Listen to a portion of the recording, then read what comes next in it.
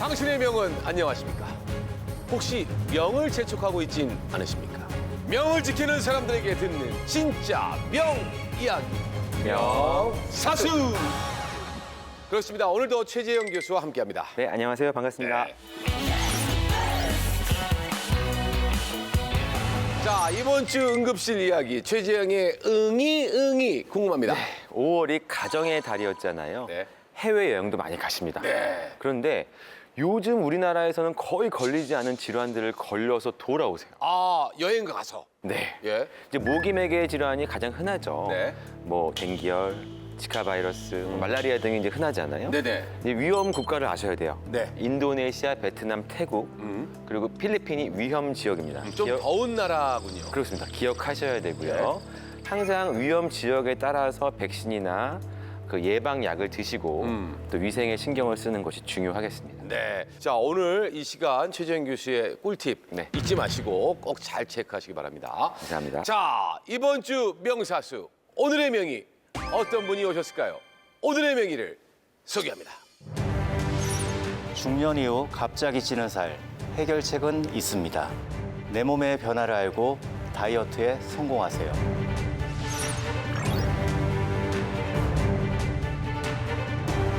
자, 오늘의 명의를 모셨습니다. 반갑습니다. 안녕하세요, 교수님. 예, 안녕하십니까. 가톨릭대학교 가정의학과의 김세홍입니다. 네. 자, 오늘 명사수의 명의 김세홍 교수님과 어떤 이야기를 좀 나눠볼까요? 예, 저희가 내 몸은 자기가 제일 잘한다는 얘기가 있잖아요. 그렇죠. 예, 예. 그러면 내 살도 이게 어떻게 변하고 내 몸에 어떻게 영향을 미치는지 예. 잘 알고 있을까요? 걱정만 하지 이 살들이 어떻게 내가 이게 작용을 하고 어떻게 내가 만들어졌는지는 감히 생각이 잘 안 납니다. 이 살이 왜 생겼는지, 예. 어디서 왔는지, 어떻게 이동을 하는지, 네. 이게 앞으로 어떻게 될지 네. 전혀 알 수도 없고 맞습니다. 저희가 느끼지도 못하고 네네. 근데 이 몸 안에서는 계속 변화가 진행이 되고 있거든요. 네네. 그 부분을 중점적으로 말씀드리고자 합니다. 우리가 늘 이야기하다 보면 살찌면 안 된다. 예, 뭐 비만은 만병의 원인이다. 이런 이야기를 늘 하면서도 어떻게 해야 될까요? 이 중년 이후에 이렇게 자꾸 살이 쪄요. 그렇죠. 저희 진료실에 오시는 분들도 네. 특히 중년 여성분들 같은 경우에 이 살 때문에 너무 고민이 많으세요. 네. 오늘의 주제는 당혹스러운 중년 여성 어떡하지 내 뱃살입니다. 어떡하지? 어떡하지 내 뱃살? 근데 그 뱃살은 김한석 씨도 갖고 계시고 예. 저도 있습니다. 제 딸들이 어허. 만지면서 좋아하거든요. 왜 굳이 포커스를 딱 여성에게 맞췄느냐? 이게 궁금합니다. 일반적으로 이제 나이가 드시면서 노화에 따라서 살이 찌시는 거는 정상적인 생리적인 반응인데 네네. 여성분들은 중년 지나면서 이제 폐경을 하시잖아요. 네네. 몸 안에 여러 가지 호르몬 변화가 생기기 때문에 네. 체구성의 변화가 많이 생기게 됩니다.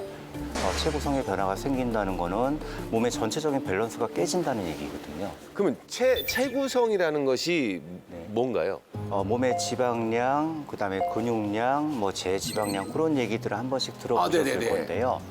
이게 절대적인 양이 중요한 게 아니고 근육과 지방의 비율, 그다음에 이 지방이 어느 부분에 어떻게 분포해 있는지 그런 분포되어 있는 양상이 중요합니다.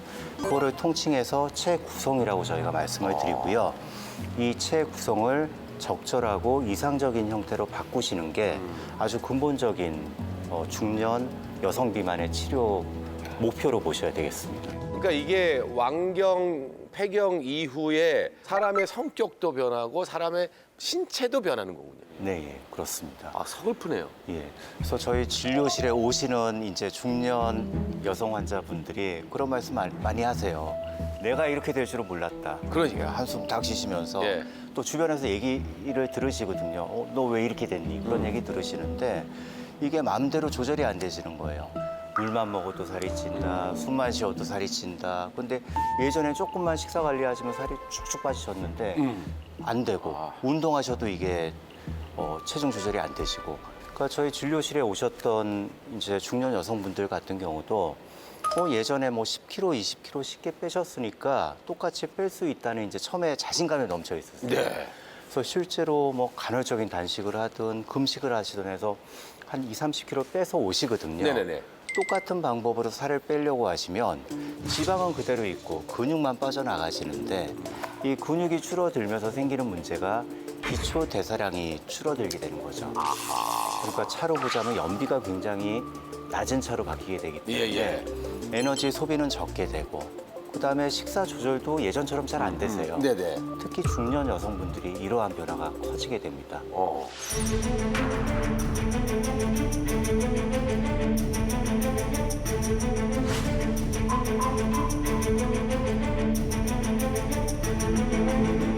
그 젊은 분들은 국소 비만 때문에 많이 고민을 하시잖아요. 허벅지가 너무 두껍다, 엉덩이가 너무 살이 많다. 주로 젊은 분들의 고민은 그런 체형과 관련된 부분인데 중년 여성이 되시면 팔다리는 좀 얇아지는 것 같은데 배로 점점 맞아요. 배가 솟아오른다. 예, 맞아요. 예, 일명 저희가 이제 거미형 체형이라고 말씀드리는데 슬픕니다. 그런 변화가 생기거든요. 예. 이 지방 조직은 계속 이동을 합니다. 네. 이동을 하는 조직인데 틈만 보이면 그쪽으로 이동을 하거든요. 네. 그러면 이 똑같이 배 안쪽에 있는 지방이라 하더라도 이 지방이 간에 가서 달라붙어 있는지 췌장에 가서 달라붙는지 심장으로 가는지 근육으로 가는지 혈관으로 가는지 거기에 따라 전부 다 의미가 달라지거든요. 아니 지금 간, 뭐 콩팥, 뭐 심장, 뭐 이런 장기 얘기하셨어요? 예, 모든 장기가 여기에도 지방이 쌓입니까? 예, 지방이 쌓이는데 이게 환경이 바뀌게 되면 이 지방의 성격이 바뀌게 되는 겁니다. 아주 모범생처럼 잘 학교를 다니는 학생이 있는데 네. 안 좋은 환경으로 가서 일진으로 변하는 것처럼 이 지방이 있어야 하지 않을 공간, 그러니까 심장으로 가서 달라붙는다, 간으로 가서 달라붙는다 그러면 그 장기의 기능을 떨어뜨리게 됩니다. 심장 같은 경우는 아주 소량의 지방이 누구나 있는데요. 이 지방량이 너무 많아져서 지방이 갈 데가 없다 그러면 심장 그 빈틈을 찾아가지고 달라붙습니다. 그러면 심장에 있는 혈관의 동맥경화를 굉장히 촉진을 시키고요. 이게 협심증이라는 아주 심각한 사망에까지 이를 수 있는 그런 질환으로 이제 진행이 되고요. 네. 이 목하고 복부 쪽에 있는 지방이 제일 무서워요, 사실. 목하고 예, 지방. 예, 왜냐하면 이게 이제 두 장소에 지방이 많으신 분들은 네. 호흡을 유지하는데 어려움이 무조건 생깁니다. 네, 아 그래요. 예, 그래서 응급 질환인 경우엔 정말 생명에 지장을 줄 정도로 예. 그런 영향을 줄 수 있어요. 그래서 복부 비만이 심하면 똑바로 누웠을 때 이 내장 지방이 폐를 누릅니다. 그래서 폐의 용적이 줄어들어요. 실제로 많이 비만하신 그러니까 건강하지 않은 비만의 경우에 치매도 빨리 오고 기억력도 떨어지고 그런 변화가 생기거든요. 네. 그러니까 있는 장소마다 문제를 일으키는 아주 주의하셔야 되는 지방으로 변하게 되는 거예요. 저희가 일반적으로 굉장히 가지고 있는 오해 중에 하나가 조금 체중이 가시다, 체형이 조금 다르시다 그런 분들한테 의지가 약해서 뭔가 잘못해서 예. 그렇게 오해를 하는 경우가 있는데 그런 얘기 들을 때 제일 화가 납니다. 결코 그렇지가 않다는 거죠. 제일 화가 나요. 아니 제가 맨날 잔소리 하는데 너무 싫어. 제가 의지가 없어서 이게 안 빠지는 게 아닙니다. 우리 몸에서 의지로 어떻게 할 수 없는 변화가 생기는데 가장 중요한 부분은 뇌신경이 되겠죠. 뇌신경이요? 우리 몸의 모든 조절은 뇌에서 시작을 하니까요. 아하. 예. 그래서 저희 식욕이나 여러 가지 배고픈 느낌, 포만감 모든 거를 뇌에서 조절을 하는데 네. 이 뇌신경에도 변화가 생기게 됩니다.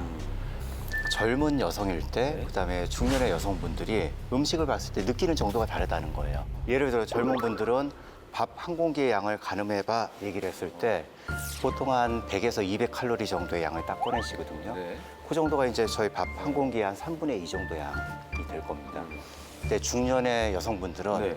밥 한 공기가 어느 정도겠습니까? 여쭤보면 밥 한 공기에 꼭꼭 눌러 담은 양, 한 400칼로리 정도를 이게 밥 한 공기다라고 그게 느끼시는 뇌의 거죠. 변화라는 말씀이시죠? 주관적으로 그 인지하는, 느끼시는 정도가 달라지신다는 거예요. 나이가 들면서 갱년기, 이 완경기가 되면서 호르몬의 변화로 오는 영향일 수도 있겠네요. 예, 맞습니다. 뇌에서 적절하게 우리 몸의 상태를 잘 인지를 해서 어떠한 상태다라고 딱 판단해서 신호를 계속 보내줘야 되는데 올라오는 신호도 굉장히 뭔가 잘못 인식을 하고 그러니까 내려보내는 신호도 조금 다르게 이제 신호를 내려보내면서 몸의 밸런스가 깨집니다. 사람마다 이 장에서 가지고 있는 미생물의 환경이 전부 다 다르다는 거죠. 아, 다 다릅니까? 예, 이 미생물에서 분비하는 여러 가지 물질들이 있는데 이 물질이 뇌로 보내는 신호가 전부 다 차이가 난다는 거죠. 같이 먹는 건 똑같은데 장내 미생물 그 토양이 저보다는 훨씬 좋아서 살이 안 붙을 수도 있다라는 개념인 거잖아요. 예, 그럴 수도 있고 부분의 기초 대사율도 차이가 나실 거고 그다음에 이 음식을 드셨을 때 어느 정도 영양분으로 저장을 하고 에너지를 소비할지 뇌에서 신호를 보내는데 그 뇌에서 보내는 신호도 두 분이 다르실 거거든요. 그러니까 되는 분은 계속 되고 네. 안 되는 분은 계속 안 되는 그런 악순환에 이제 고리로 그러니까 들어가시게 여러 가지 이야기 안에 장내 미생물 환경이 만약에 살이 찌는 원인이 될 수도 있다라는 얘기죠. 그래서 예.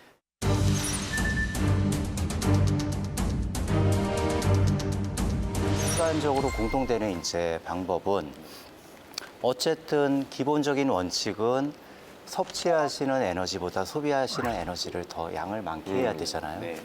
근데 예전처럼 운동에서는 이 균형이 잘 맞지를 않으시다는 거죠. 예. 그러면 운동하시는 방법도 조금 달리 해야 되는데 저는 중년 이후가 되면 조금 더 근력 운동에 치중을 하시라 말씀을 드립니다.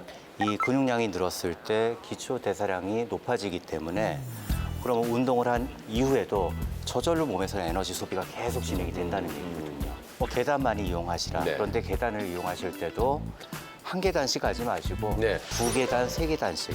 물론 관절이 안 좋으시거나 균형을 잘 못 잡으시는 경우는 피하셔야 되겠지만 그렇지 않으시다면 여러 계단 뛰기를 하시면서 똑같이 하체 근력 운동 병행하시는 거.